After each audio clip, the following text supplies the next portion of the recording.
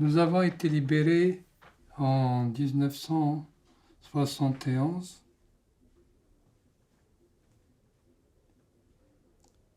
mais nous restions interdits de séjour dans les grandes villes, c'est-à-dire Alger, Oran, Constantine, Annaba.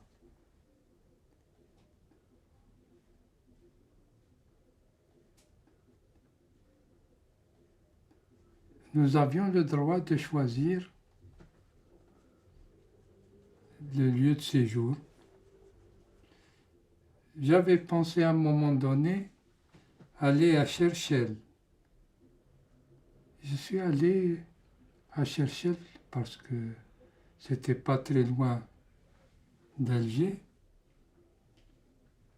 et j'ai essayé de chercher un logement. En définitive, j'ai échoué à l'hôtel et c'était lugubre. En plus, la surveillance était très stricte. On la voyait, elle s'exhibait, d'autant que Cherchell, c'est l'endroit où siège l'académie militaire, une académie militaire. Donc au bout d'un certain temps, je me suis résigné à retourner à Skikda. J'ai choisi Skikda parce que j'imaginais, je ne me trompais pas beaucoup, que ayant commencé mon militantisme dans cette région, je pourrais avoir des contacts beaucoup plus larges avec la population. J'ai commencé à en avoir et puis la sécurité militaire s'est manifestée. Ils ont commencé à ennuyer les gens avec qui je pouvais communiquer sérieusement. J'avais commencé un travail d'histoire sur la ville de Skikda, l'évolution de la région. Et j'ai pu faire une dizaine d'interviews avec des gens qui aujourd'hui ont tous disparu. C'était les premiers militants de la région de Skikda. J'ai retrouvé même un élément qui était lui, qui avait été du MNA, Abdallah Toumi, qui a été le premier dans la région à entrer en contact avec l'étoile nord-africaine à Skikda. Il lui a envoyé quelqu'un qui s'appelle Marouf.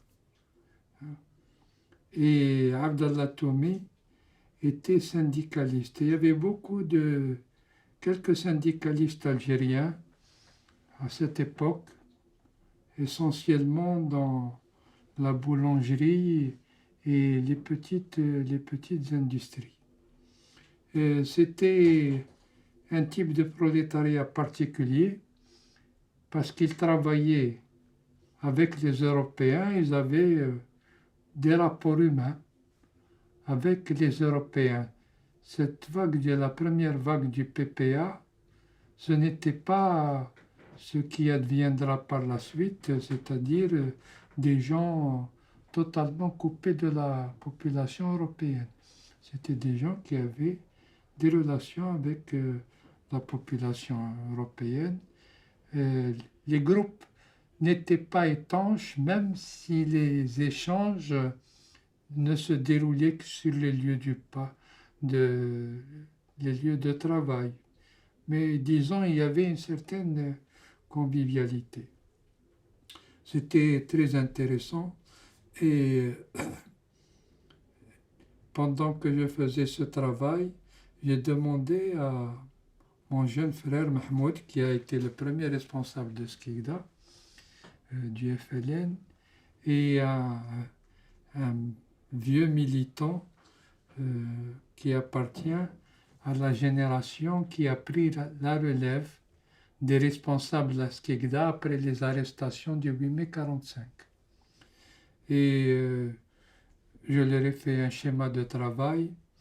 Je voulais savoir d'abord quels étaient les militants du PPA qui étaient allés très vite dans les maquis. Je voulais connaître aussi le nombre de morts plus ou moins enregistrés. Et je voulais savoir ce qu'étaient devenus les militants syndicalistes. La chose qui m'a le plus frappé, c'est que dans la région de Skikda, les engagements étaient des engagements de groupe. C'est des engagements familiaux et c'était cela qui donnait de la force au mouvement. Il y avait des familles où on retrouvait 5-6 personnes dans les maquis. En fait, ce que j'appelle famille, ce n'est pas la famille nucléaire, c'est la famille large. C'est-à-dire avec les alliances aussi, les alliances matrimoniales. Donc il y avait beaucoup de familles de ce genre et qui essayaient, donner par leur agitation une certaine vie, une certaine effervescence à la ville. En fait, leur préoccupation essentielle, c'était le travail, obtenir du travail, obtenir des postes, et ils affirmaient un certain, presque des droits historiques sur les richesses du pays, sur les rapports avec l'administration, etc. Il y avait un esprit assez exclusiviste de ce côté-là. À Larouche, j'ai été frappé par le fait que parmi les responsables de Qasma, il y avait beaucoup de survivants. Et en enquêtant discrètement, je me suis rendu compte que les arrestations et l'ouverture des camps d'internement avaient permis de sauver une bonne partie des militants politiques d'avant 1954. L'ouverture des camps a commencé vers le mois d'avril-juin, je ne sais pas, avril, c'est pas très sûr, mais en juin, de toute manière, mes oncles du côté maternel ont été ramassés en juin, et c'est dans ces conditions que un certain nombre de gens sont passés dans les maquis, parmi lesquels mon oncle Ali Kefi, et ils ont commencé à arrêter les gens. Enfin, mon oncle, un de mes oncles maternels, deux même, sont partis, ont été amenés à cette période à Flou, et ils m'ont raconté que en traversant l'Algérie vers l'Oranie, ils avaient eu plusieurs arrêts et ils demandaient à la population de leur donner un peu d'eau ou de quoi manger, et m'ont-ils dit, ils ont trouvé des réticences, les gens ne les approchaient pas. Mon oncle m'a dit qu'il y en avait même qui leur ont dit, vous avez fait votre malheur et vous voulez faire maintenant le nôtre. Bon. Je note ce détail pour dire que l'enthousiasme n'était pas encore dans toute... ne s'était pas installé dans toutes les régions. Et parmi les premiers militants de Skikda, donc, je dis, il y a mon frère, Mahmoud, qui était mon cadet. Il avait 1 an de moins que moi. Lui, pendant la crise, avait épousé tout de suite la cause du CRUA et il a été parmi ceux qui ont commencé l'organisation de la ville. Ils ont été, lui et l'agent de liaison de Didouche qui suivait leur activité, ont été tout de suite arrêtés, très rapidement arrêtés. Et comme mon père avait des relations avec l'administration, la famille, c'était une famille de notables qui avait des relations avec l'administration, ils ont réussi à le faire sortir et à faire sortir Mahmoud. Et du même coup, ils ont fait sortir l'agent de liaison de Didou. Il a été arrêté quelque temps après, arrêté, condamné et emprisonné. À la fin de sa peine, une fois sa peine finie, il est passé au maquis et sera la libération des principaux responsables. Le maire de Skikda, un des maires de Skikda. Ce qui est intéressant, c'est que le nombre de gens qui, parmi les centralistes qui ont été abordés et qui se sont dérobés. Par contre, ce qui est certain, et là, il y a ce premier responsable, l'agent de liaison de Didouche qui a publié un ouvrage en arabe. Il donne des éléments précis que j'ai pu vérifier sur les premiers militants. Tout ce qui a été fait en Skikda-ville a été fait essentiellement avec des militants qui appartenaient au mouvement messaliste. Et le premier attentat qui a eu lieu à Skikda, le 25 décembre, a été fait par des éléments messalistes. Des contacts avaient été pris entre messalistes et Didouche et Qaddid, c'est Qaddid qui était son agent de liaison, et ils ont hébergé les éléments les premiers éléments du FLN. Et ils ont demandé à consulter la direction du MNA à Alger pour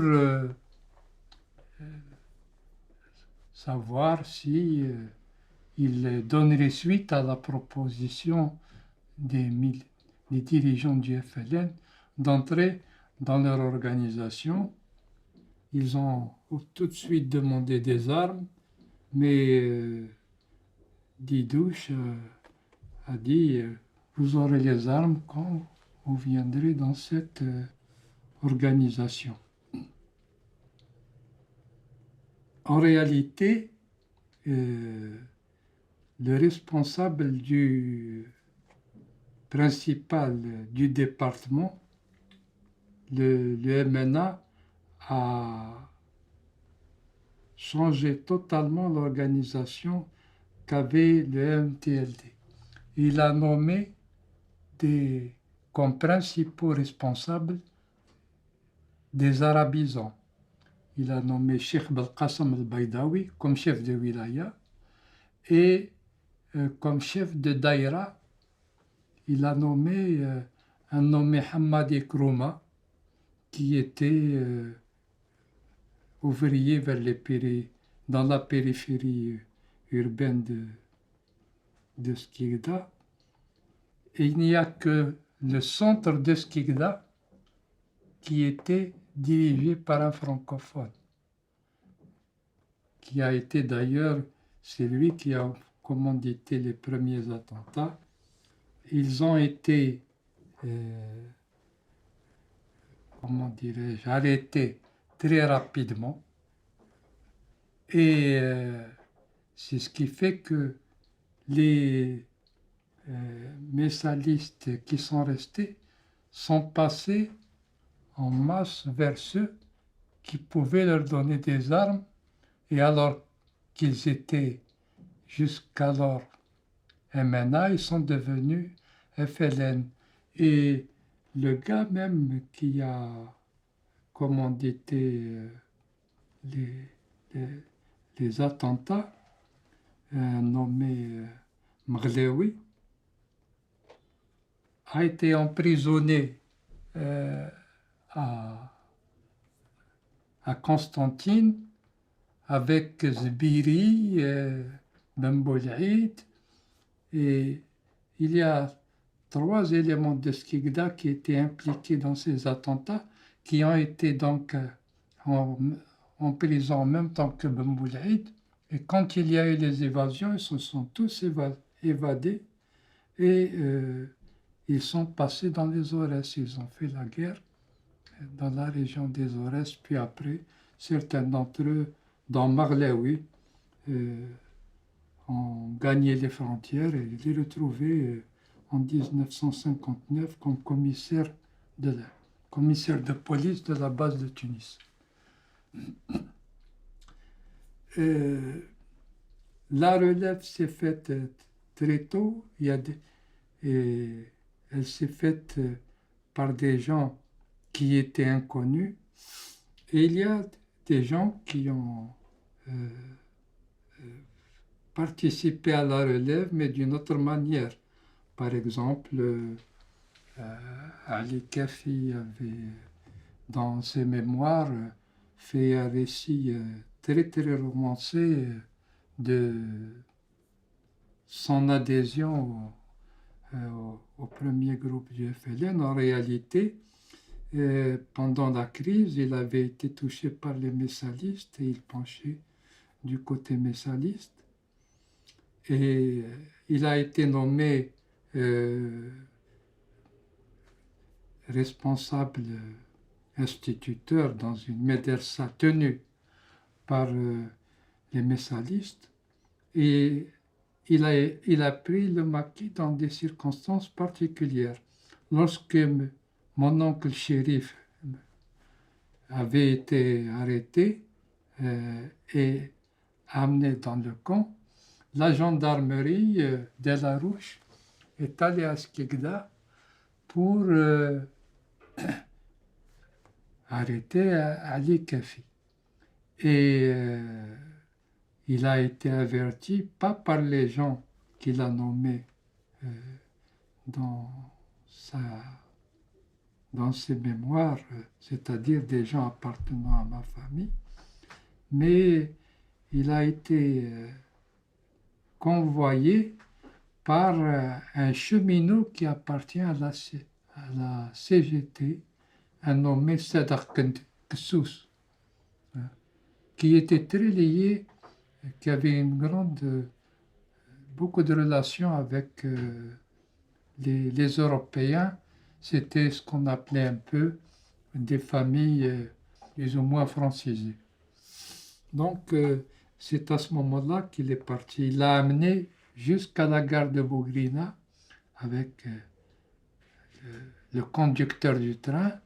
Et à Bougrina, il est descendu, et c'est à partir de Bougrina qu'il a pris le maquis. C'est un détail, hein.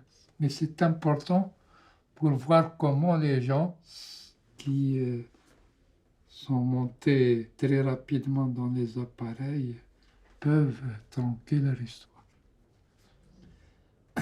Donc, si j'ai insisté sur les premiers temps à Skikda, c'est pour une raison très nette. C'est que les messalistes ont pris le maquis, étaient disposés à aller au maquis très vite. Et à cause de l'attentat qu'ils ont commandité, que leurs responsables ont commandité, leur organisation a été totalement disloquée et reprise par le FLN. D'ailleurs, l'agent de liaison des douches m'a raconté comment il a su que les messalistes voulaient les doubler. Et il m'a dit, j'ai été envoyé à Wedznati par des douches et j'ai contacté celui qui deviendra le colonel Boubnider et d'autres militants. Il a contacté essentiellement des militants qu'il a connus à la Médersal Taniya de Constantine. Tous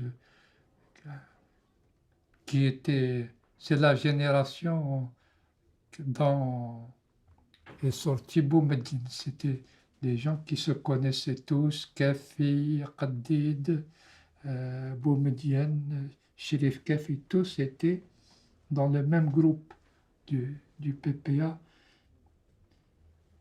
Et donc, Qaddid m'a raconté qu'il s'était arrêté à la gare de Constantine et pour ne pas rester au centre de la gare, de peur d'être repéré, il rôdait autour de la gare et en rôdant, il rencontre un cheikh très connu de Wedznati qui s'appelle Cheikh Belaghoun. Et Qaddid, qui connaissait Cheikh Belaghoun, lui a parlé des premiers contacts qu'ils ont eus avec les messalistes et pour lui dire nous attendons leur réponse. Et Cheikh Belaghoun lui a dit quelle réponse? Ils ont déjà décidé. Je viens de voir Cheikh Belqasem al-Baydawi et ils m'ont dit qu'ils allaient faire des attentats à Skikda. Et c'est comme ça que Qaddid a averti Didouche, et entre-temps, les attentats ont eu lieu et ça a été une catastrophe pour les messalistes parce que les autres ont pu s'emparer de leur...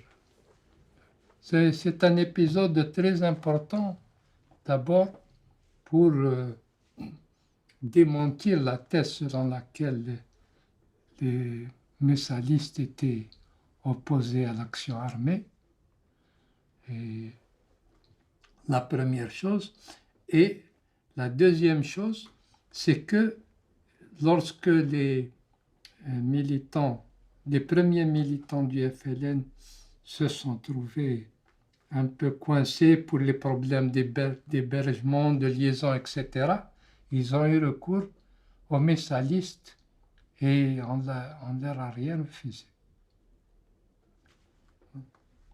Par la suite, il y a eu on m'a raconté beaucoup de drames, surtout entre les militants dans les camps, militants FLN, militants MNA, du même village, etc. Ils ont continué la crise, la scission plutôt dans des prisons d'une manière souvent dramatique. Donc, c'était la chose principale que j'ai pu avoir à Skikda. J'ai pu élucider la situation exacte et la porosité des frontières entre FLN et MNA. On passait de l'un à l'autre sans grand problème, hein. Et les relations se sont durcies bien beaucoup plus tard. À Skikda, elles ne se sont pas durcies puisque le MNA a totalement disparu de la région. Toutes ces troupes ont été récupérées. J'ai commencé à retravailler à ce moment-là sur le MTLD et je suis entré en correspondance par liaison avec différents acteurs que j'avais connus avant 1954 et j'avais une correspondance avec Guérin, d'ailleurs une partie de son livre sur le colonialisme. Il a été fait à partir, du moins pour la crise, pour la scission du MTLD, il a été fait par par correspondance, une correspondance d'ailleurs qui fonctionnait très bien. Il l'a censuré, mais bon, ça ne me posait pas de problème. C'était des questions sur des questions d'histoire. J'ai continué ce travail jusqu'au moment où ils ont commencé à serrer les vis. À ce moment-là, j'ai laissé tomber, je ne voulais pas, ennuyer un tas de gens qui avaient connu trop d'ennuis dans leur vie. Alors le deuxième aspect, c'est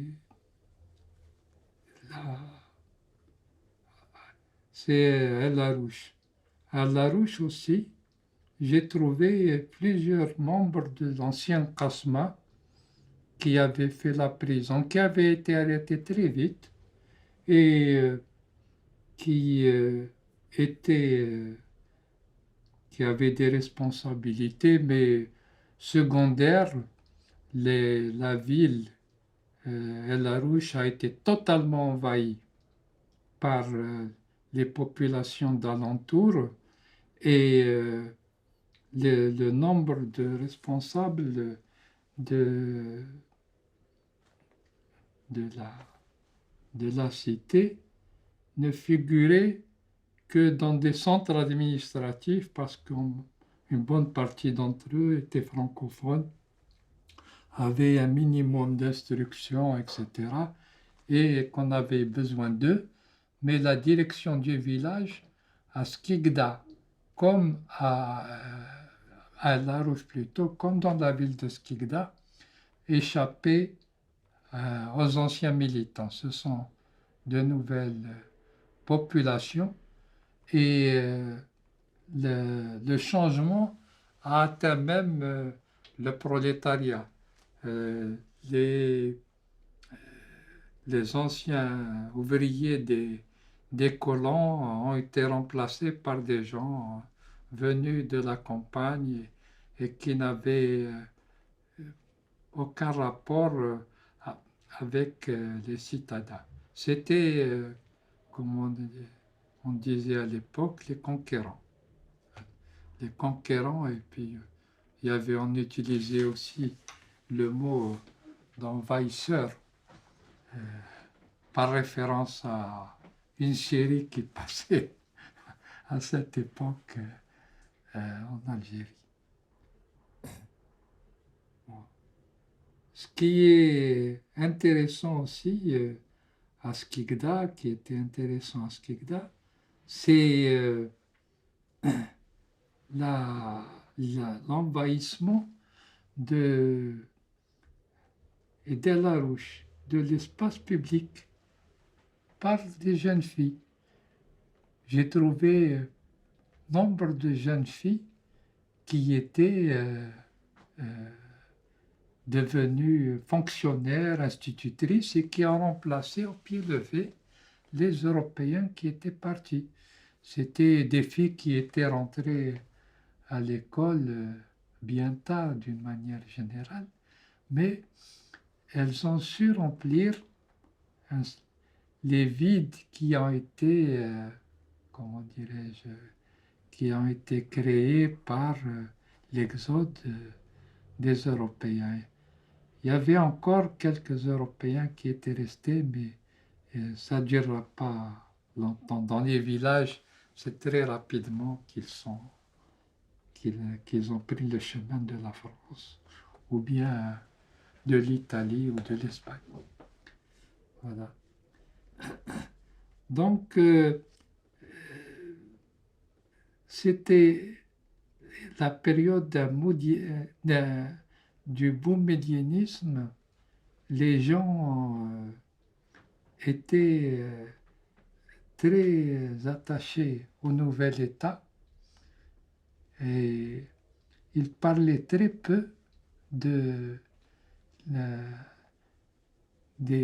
responsables, sauf de ceux qui, disons, qui étaient parvenus, qui n'ont pas été de vieux nationalistes, parce que moi je connaissais surtout les vieux nationalistes. Les autres, j'arrivais à avoir des rapports avec eux, mais d'une manière générale, les rapports restaient distants. Les rapports avec les ruraux urbanisés reposent sur la confiance totale, des relations, disons, quasi familiales. Hein. On appartient à un groupe et pas... Et c'est l'appartenance à un groupe qui fait que vous êtes reconnu ou que vous ne l'êtes pas.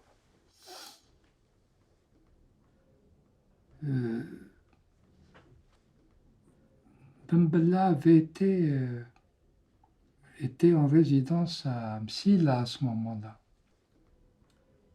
Et un jour, j'ai vu arriver son beau-frère, qui est un type qui était marié à sa nièce, et il était accompagné de Madame Bembella. Bembella avait envoyé, m'avait envoyé des cadeaux, des stylos. Elle avait apporté de l'argent qu'on n'a pas accepté, etc. C'était quelle année ça? C'est 72. 72. En 72. Elle était venue dans la famille chez le beau-frère de Bembella. D'ailleurs, je l'ai rencontré plus ou moins dans cette famille. Je la connaissais bien parce que c'est moi qui l'ai embauchée comme journaliste à Révolution africaine. Elle était à l'époque au PRS et c'est un ami qui était du PRS et qui quittait Révolution africaine pour un poste administratif qui m'a demandé de la recruter, surtout pour faire plaisir à son père qui aurait été un militant de l'Étoile nord-africaine. Enfin, reconstituer les familles de militants. Donc, j'avais pas beaucoup d'activités de type politique. La seule chose, c'est que quand ils ont fait la réforme agraire, ils ont commencé à faire la réforme agraire, j'ai cédé mes terres avant qu'on me demande quoi que ce soit, mais j'ai accompagné mon geste d'une lettre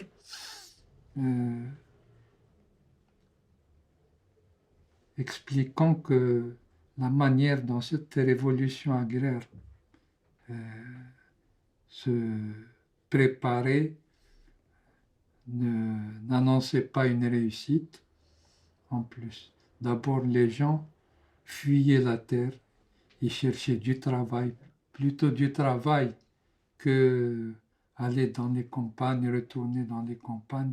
Ce n'était vraiment pas l'ambition de la majorité des gens qui sont descendus après dans les villes, après l'arrivée dans les villes de leurs enfants. Ils ont suivi leurs enfants d'une certaine manière.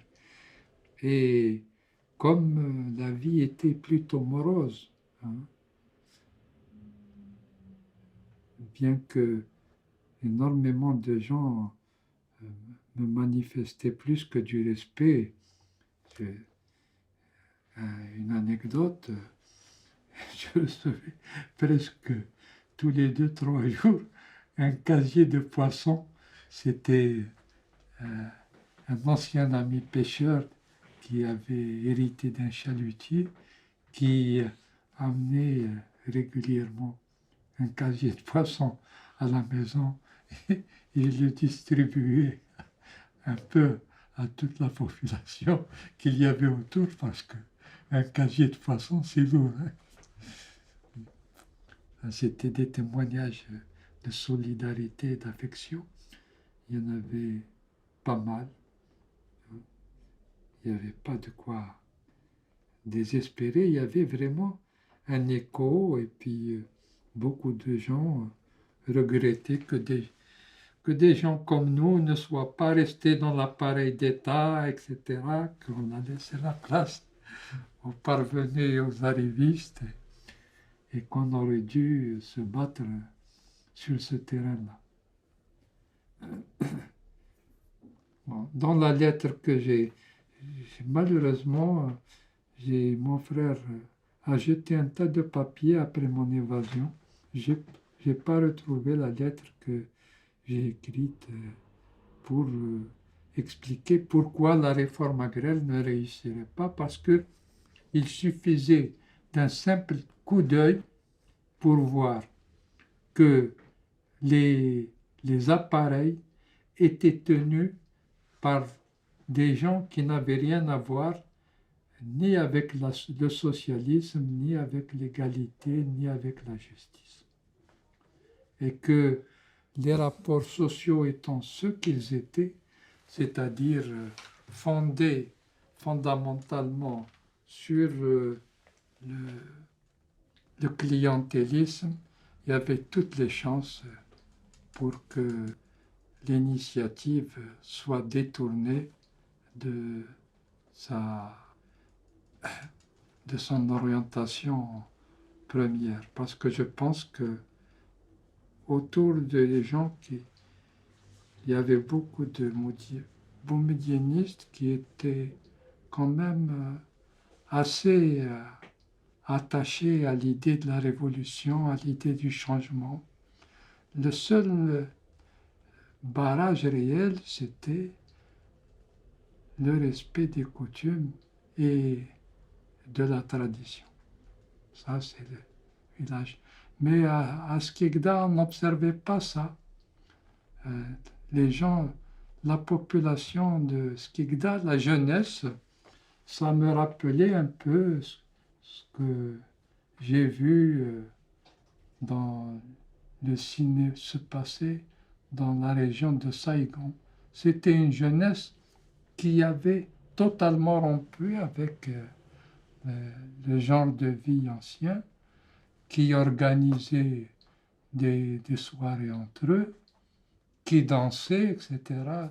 C'était une autre jeunesse que la nôtre, beaucoup plus avancée, beaucoup moins attachée aux traditions, qui sont fichées de la surveillance qu'on exerçait sur eux, qui violaient les tabous en quelque sorte.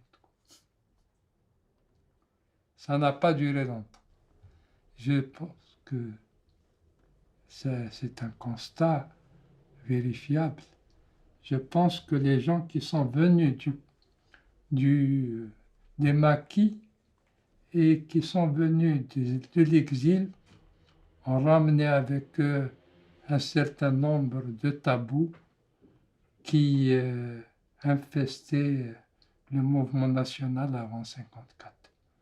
Parce que les gens qui étaient défendait les traditions, etc., c'était pas simplement dans le peuple, c'était vraiment chez les anciens cadres de parti. Et on retrouvait à la tripartition des gens qui épousaient carrément un nouveau style de vie, venaient de l'UDMA et du Parti communiste, des anciens du PPA, mais les générations que j'ai connues n'étaient plus sur le devant de la scène. Et en enquêtant un peu, je me suis rendu compte que dans la région de Skikda, les populations qui ont le plus participé à la guerre dans la périphérie urbaine appartenaient à la confrérie des Hansala, dont le patron a collaboré avec l'administration jusqu'au bout. J'ai même trouvé une lettre de salon au commandant de la place de Skikda, lui demandant de donner les sommes promises au chef de la confrérie des Hansala et celui des Ammariya. Et quand j'ai interrogé les gens que je connaissais, toute cette masse a adhéré au MTLD entre 52, 53, 54, et que d'une manière générale, au moment de la scission du MTLD, ils ont tous suivi le mussalisme. Ce qui signifie qu'ils l'ont suivi pour des raisons politiques, sans doute, parce qu'ils étaient prêts à l'engagement, ils étaient mieux pour l'engagement, mais en même temps, ils avaient pour la modernisation du pays et la vision d'avenir, c'était des populations qui étaient un frein. Voilà. Alors, j'ai décidé de partir après des contacts avec les copains en France, mais j'ai pris la précaution. Avant, je n'étais pas décidé à quitter l'Algérie. J'ai contacté moi-même le directeur de la sûreté. Je l'ai surpris comme ça. Quelqu'un m'a donné son numéro. Je l'ai appelé, je l'ai eu au téléphone. Et je lui ai dit, écoute, il faudrait que vous révisiez votre position à notre égard et nous laisser circuler librement. Il m'a dit, écoute, je suis en réunion, je vais te rappeler, laisse-moi un numéro de téléphone. J'ai laissé un numéro de téléphone, mais je ne l'ai jamais eu. Je ne l'ai jamais eu. C'était le Hadirtir qui était au cabinet de Draya. J'ai fait toucher un responsable de la sécurité militaire, Farhat Zerhoni, par un copain qui avait été PC, puis trotskiste, et puis qui a fini par collaborer avec les régimes. On lui a, comme il était très connu dans les milieux marocains, il était chargé de la surveillance des exilés marocains. Et alors là, lui, ce cadre de la sécurité militaire a dit à mon copain, il lui a dit, dis-lui de rester tranquille et de ne pas nous emmerder. Et c'est donc vis-à-vis de beaucoup de gens, quand on a décidé de partir et qu'on est parti, c'est vis-à-vis de l'opinion à Skikda. Et même à Alger, parmi les responsables, ils ont dit, ils ont fait tout ce qu'il fallait pour qu'on leur fiche la paix. On ne leur a pas fiché la paix. C'est normal qu'ils aillent gagner leur vie parce qu'ils ne nous laissaient pas tranquilles sur un plan. Ils voulaient qu'on revienne au FLN.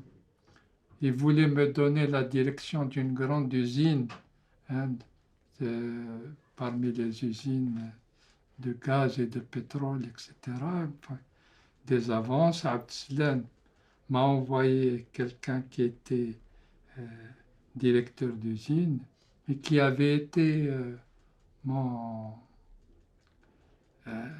même temps que moi au collège Sainte-Barbe à Paris.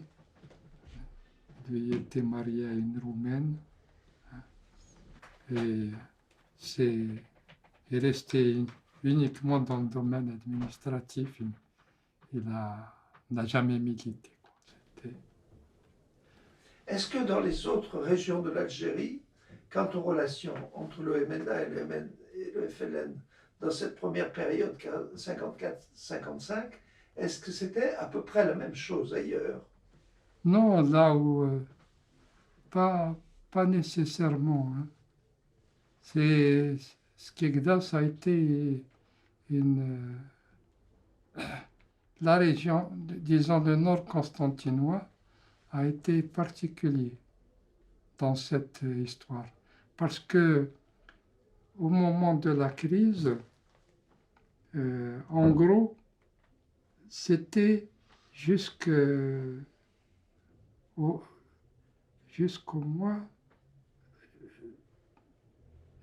congrès des centralistes, quasiment. Les militants se tenaient sur la réserve. La sympathie allait à Messali sans problème.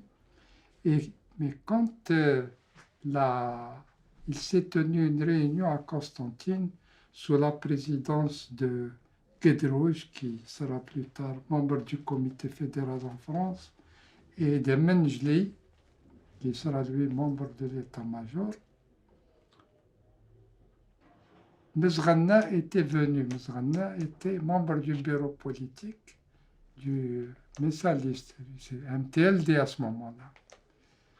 Et donc, il y a le chef de la wilaya de Constantine, qui était centraliste, a proposé pour que le débat ne dégénère pas, de ne pas accepter les responsables messalistes et les responsables centralistes, de laisser les unités de base décider.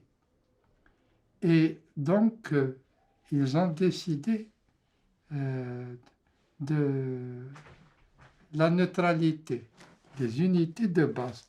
Donc, il n'y a pas eu de grands accrochages. Les accrochages ont commencé après le congrès des centralistes et la sortie de leur journal La Nation. Ça a été très violent à Skikda. Mais ça n'était pas violent partout. À Larouche, j'ai raconté, il n'y avait pas de messalistes, mais comme les centralistes avaient les finances, moi personnellement, j'étais intervenu, j'étais de passage, j'étais pas à Larouche pour une réunion, alors que j'avais fait la campagne en faveur des centralistes. J'étais de passage, ils m'ont appelé, ils m'ont dit voilà, on ne s'entend pas avec, etc., etc., etc. J'ai dit, vous partagez les fonds pro rata du nombre de militants. Les activistes, c'était les partisans de Ziroud, prennent leur part et vous prenez votre part. Donc, il n'y avait pas de... Dans les villages, les choses étaient moins dures que dans les villes. C'était beaucoup moins dur.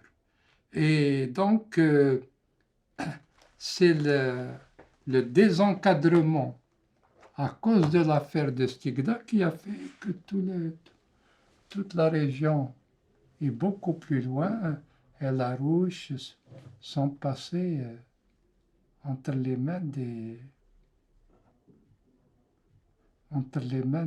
FLN. La région de Zihoud, elle n'était pas totalement pour Zihoud. Hein. Il y avait plein de centralistes. Donc, c'est une question particulière. Il y a autre chose qui a joué dans cette région. C'est que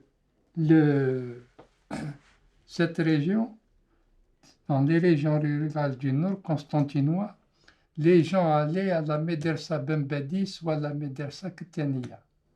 C'était des, comment dirais-je, la Médersa Kteniya avait le programme de la Zitouna. Et la Médersa Bembedis, c'était l'association des oulémas. Quand Didouche a pris comme agent de liaison Qaddid, c'était un type de la Médersa, de Kteniya. Il a été dans tous les villages retrouver tous les gens qui étaient avec lui à la Médersa Kteniya. Et une bonne part d'ailleurs, c'est tous des arabophones. Ils ont pris les campagnes et un certain nombre parmi eux ont passé la guerre dans les campagnes jusqu'en 62. Ils sont restés en vie, beaucoup. Quelques-uns du moins sont restés en vie, qui avaient commencé le 1er novembre. Et c'est une question importante parce que s'ils ont survécu, les gens qui ont fait la grève de 56, des francophones que Abben a envoyés ici et là pour compléter des effectifs de cadres, la majeure partie n'a pas survécu à la guerre, contrairement à ceux qui étaient dans les médersa rurales et qui étaient pas des médersa rurales, qui venaient du milieu rural et qui avaient fait la médersa Kteniya ou Bembedis à Constantine. Ceux-là, quelques-uns ont vraiment survécu, sont restés des cadres jusqu'au bout. Non, moi j'ai surtout connaissance des conversions, des gens qui étaient MNA au départ et qui étaient messalistes au départ et qui sont passés au FLN comme le colonel Hawes, comme le commandant Si Mohamed qui a mis fin à l'opération du général de Gaulle en direction de la Wilaya 4. Ceux-là étaient des messalistes au départ. Je connais pas mal. Il y a aussi des gens qui ont été inscrits au Conseil national messaliste et qui sont restés neutres, puis après sont passés au FLN. Ça, j'ai des cas aussi. Mais de l'importance de ce qui s'est passé à Skikda, je ne connais pas d'autres. Je sais par contre qu'en France, au mois d'août-septembre, c'est de gens de Skikda qui est parti l'idée de l'arrêt des attentats entre messalistes et FLN. Ça venait de Guedrouge et de moi. Et pour Guedrouge, c'est très intéressant parce que Guedrouge était responsable de Skikda. Et lorsqu'il y a eu les bagarres avec les messalistes, il a diffusé la nation, il a été massacré et envoyé à l'hôpital. Ça n'a pas empêché que lorsque il a pris ici, il a été chef de wilaya, puis membre du comité fédéral en France. Quand il a pris la dimension de ce qu'étaient devenus les bagarres entre FLN et MNA, il m'a soutenu pour l'arrêt des attentats. Donc, c'est des approches politiques particulières. Trois membres du Conseil de Wilaya, membres du CNRA, venaient d'El-Qtaniya. Ali Kafi venait d'El-Qtaniya. C'est des choses importantes. Que Messali avait bien compris que le parti, l'ascenseur social, l'ascenseur politique était ouvert plus qu'aux francophones qu'aux arabophones. Et au congrès d'ONU, il y a eu une résolution. Ils ont repris l'ancien mot d'ordre du PC pour le PCA, l'arabisation du parti. Et c'est comme ça que dès la mise en place de la nouvelle organisation, ils ont nommé partout des arabisants. Le FLN a appliqué la motion du congrès d'ONU. Moi, non. Ou bien j'ai pas compris. Non, c'est les messalistes qui ont appliqué la... Abben a été très loin il a même envoyé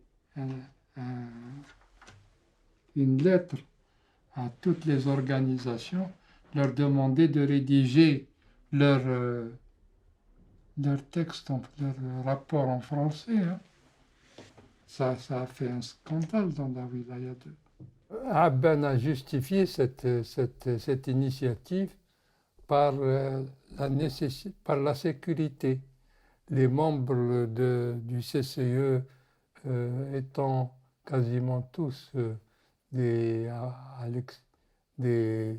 bilingues, il valait mieux envoyer les textes en français. Ce n'était pas plus intéressant de faire les messages en arabe dans la mesure où il y avait beaucoup moins de gens qui parlaient arabe dans les troupes françaises. Donc pour la sécurité, on peut penser le contraire. Non, parce que je ne pense pas qu'il se posait le problème des troupes françaises. Il se posait le problème des communications à l'intérieur de l'organisation. C'est le seul problème qui s'était posé pour prendre l'initiative de demander des comptes rendus en français. Oui, en fait, sécurité vis-à-vis de la base. Sécurité, tout simplement. Oui. Sécurité, tout simplement. Parce que s'ils envoyaient en arabe et qu'il fallait faire traduire ici et là et tout, ça compliquait les choses. Mais c'est une question importante, la question de la langue, et le nationalisme n'y a pas prêté, enfin disons, les partis nationalistes ne lui ont pas donné l'importance qu'elle avait, parce que d'une manière générale, les relais dans les villages, dans les campagnes, etc., des organisations, c'était des relais en langue arabe.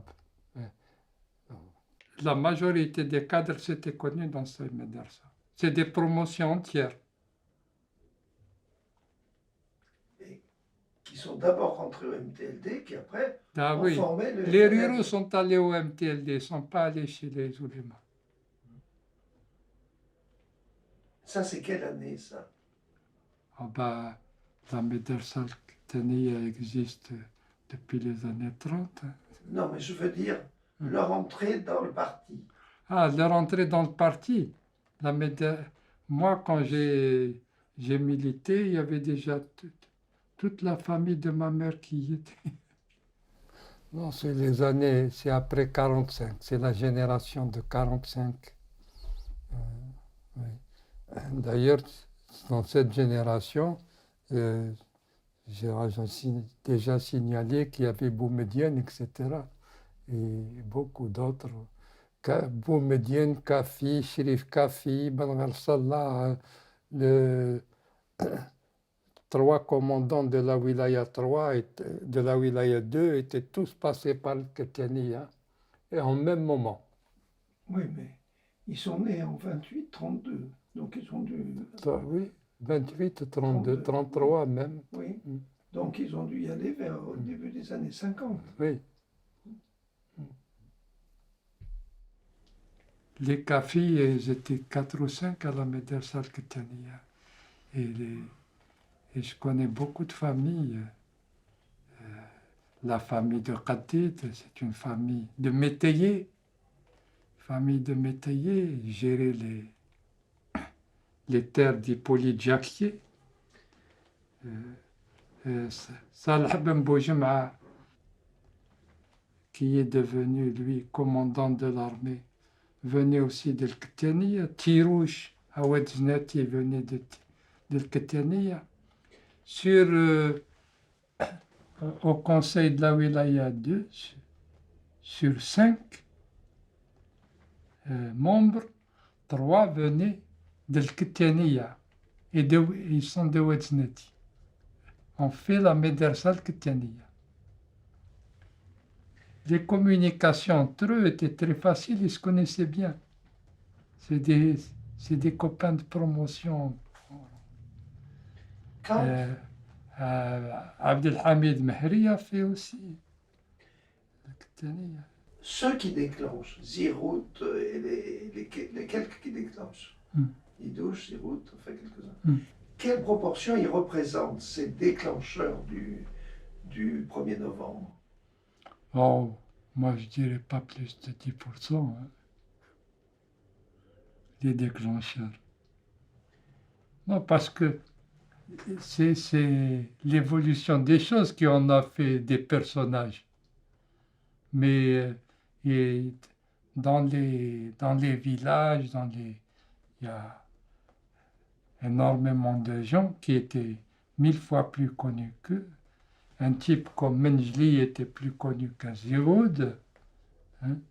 Un type comme Gedrouj était plus connu que nombre de responsables. C'est pas...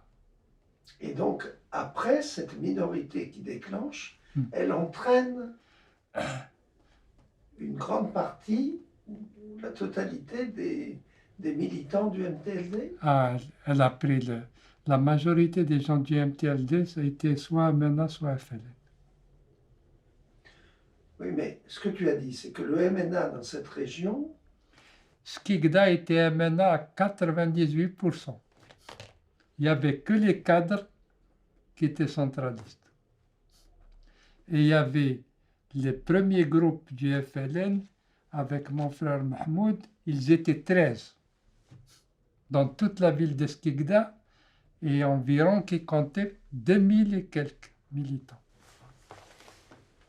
Quand tu dis MNA, tu veux dire Messalistes. Les salistes, oui, oui. Ils deviendront MNA plus tard. C'est ça, oui. D'accord. Le MNA n'est pas créé. Non, il n'est pas créé.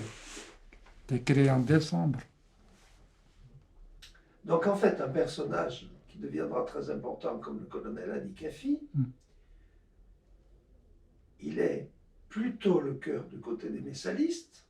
Oui. Et il rejoint à quelle date? Comme la Kasma de Skikda, la ville de Skikda, est passée entre les mains de Messalistes. Tous les biens du parti, les locaux, sont tombés entre les mains des Messalistes. Ali Kafi était instituteur dans une médersa. S'il avait des contacts avec Mezerna, c'est au titre de responsable messaliste. Ses opinions à lui,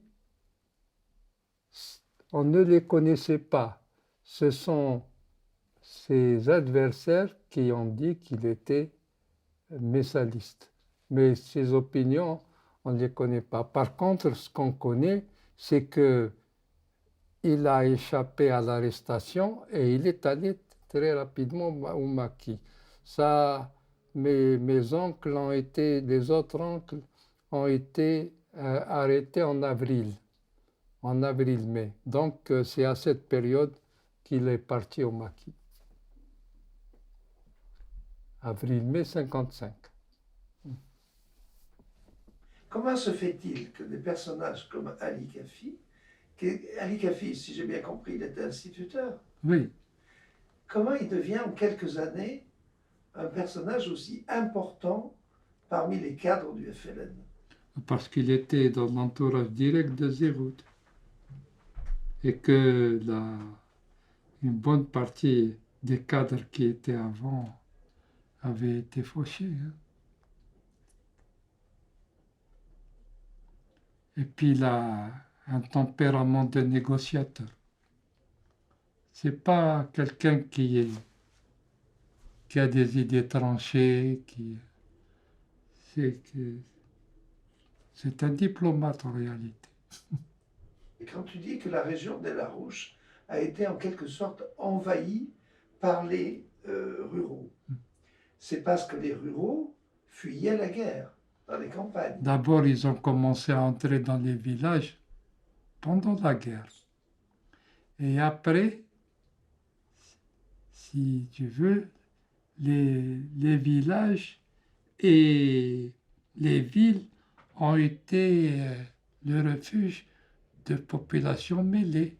Il y en a qui fuyaient les endroits où ils étaient parce qu'ils étaient plus ou moins compromis. Il y en a qui fuyaient parce que les colons, il y avait l'exode des colons et qu'il y avait quelque chose à prendre. Il y avait un tas de trucs qu'une véritable histoire mettrait à jour et permettrait de voir quelles étaient les tendances réelles. Ce qui est certain, c'est que les populations rurales étaient préparées au butin. Elles considéraient que le départ des Européens signifiait que les richesses dont ils étaient emparés. Oui, leur revenaient. Malheureusement, comme pour beaucoup d'autres pays ou de partis, l'histoire commence par les biographies des hommes, elle commence par comment dirais-je, des programmes, des idées, etc. Mais la richesse elle-même de l'histoire, elle vient un peu après. Et compte tenu du caractère autoritaire du pays et de l'importance de l'histoire, y compris pour la répartition du pouvoir entre les gens qui ont qui ont eu un parcours révolutionnaire, elle est encore cachée pour l'essentiel, à mon point de vue. Hein. Dans la région que je connais des gens qui ont eu des rôles extraordinaires, qui sont passés au second rang et dont on ne parle jamais. On parle de ceux qui sont arrivés. Donc c'est une histoire encore en friche. Je pense que c'est une des grandes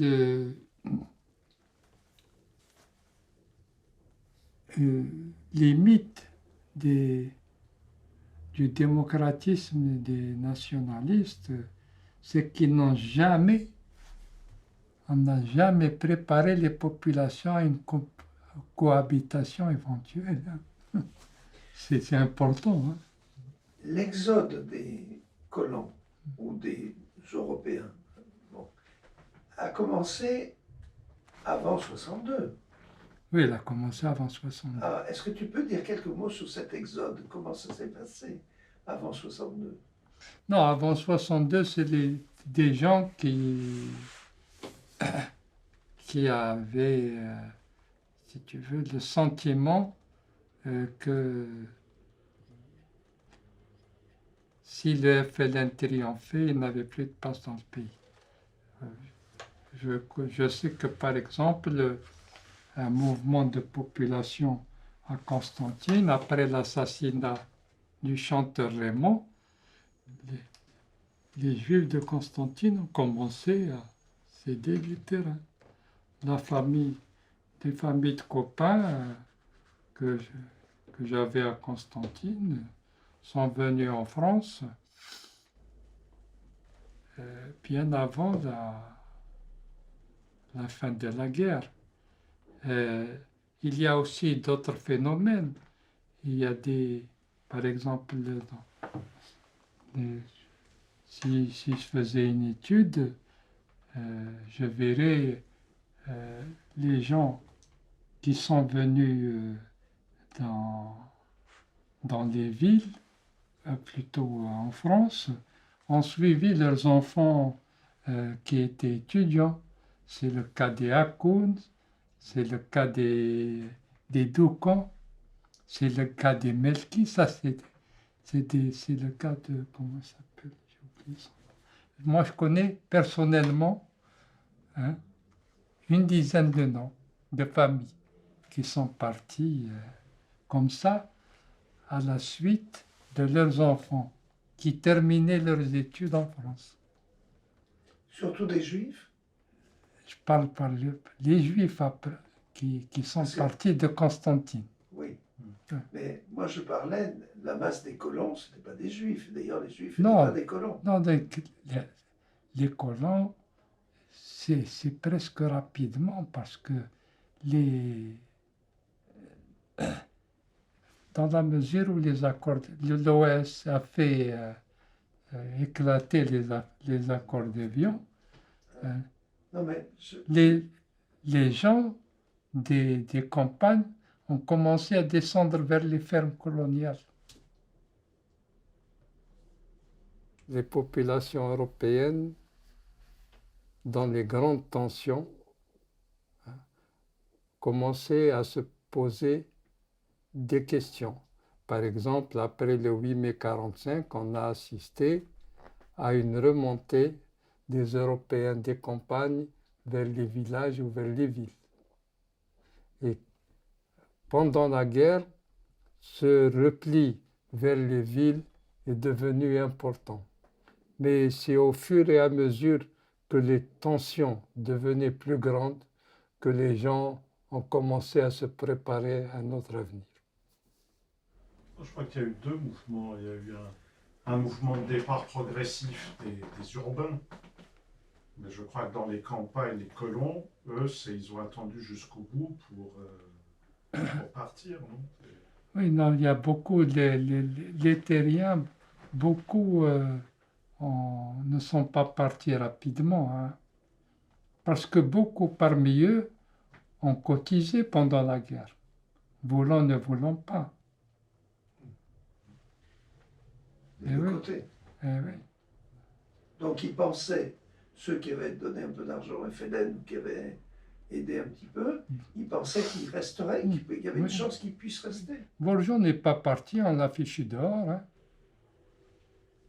Bourgeot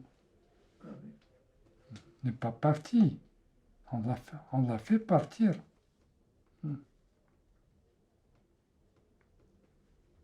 De façon administrative ou par intimidation? Non, administrative.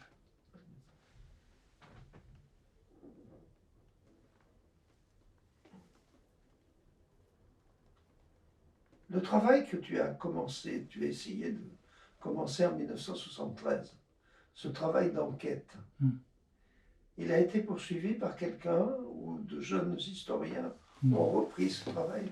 Non. Rien n'a été fait. Ouais. On peut distinguer des strates, mais reconstituer toute une strate, c'est impossible. Pour plusieurs raisons.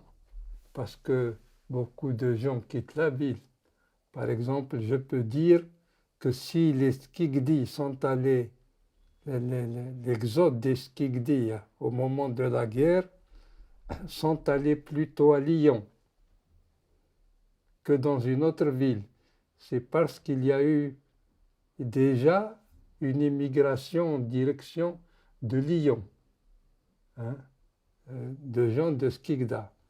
Et je peux dire que les principaux dirigeants de la Fédération de France qui viennent de Skikda viennent de Lyon.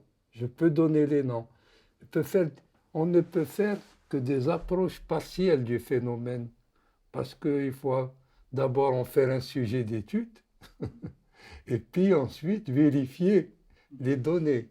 C'est pas moi, je l'ai fait dans le cadre des trajectoires politiques qui m'ont intéressé pour mon travail politique, parce que les gens qui sont venus de Skikda, ce ne sont pas seulement les politiques, c'est aussi des gens qui sont allés en direction de Lyon parce qu'il y avait une petite émigration de travailleurs, etc.